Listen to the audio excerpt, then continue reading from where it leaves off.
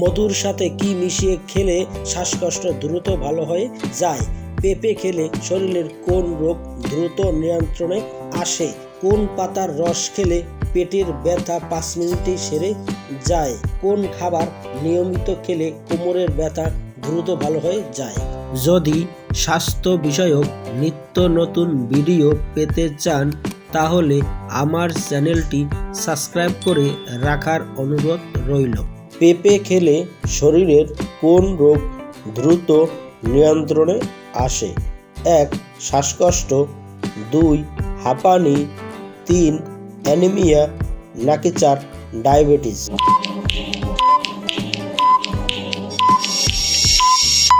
উত্তর হলো 4. ডায়াবেটিস। পেঁপে খেলে ডায়াবেটিস নিয়ন্ত্রণে থাকে। কোন সবজি কিডনি রোগীদের জন্য অনেক উপকারী? 1. পাতাকপি, 2. ফুলকপি, 3. শালগম, নাকি 4. মিষ্টি কুমড়া?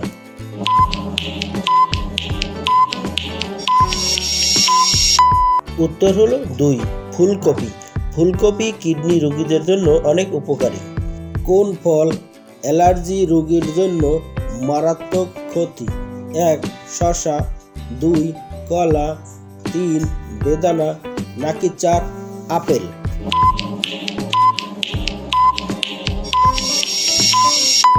উত্তর হলো 2. কলা। অ্যালার্জি রোগীর জন্য কলা ক্ষতিকর। কোন খাবার নিয়মিত খেলে কোমরের ব্যথা দ্রুত ভালো হয়ে যায়? 1. কফি, 2. দুধ চা, 3. মধু, নাকি 4. আদা?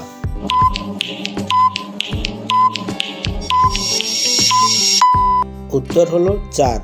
আদা। আদা নিয়মিত খেলে কোমর ব্যথা ভালো হয়ে যায়। কোন পাতার রস খেলে পেটে ব্যথা 5 মিনিটে সেরে যায়? 1. পেঁপে পাতা, 2. তুলসী পাতা, 3. ধনে পাতা, নাকি 4. পুদিনা পাতা?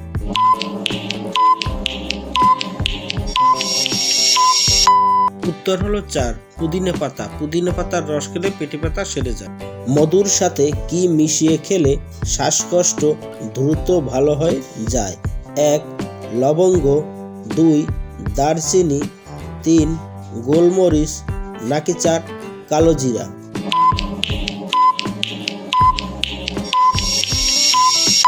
উত্তর হলো 3.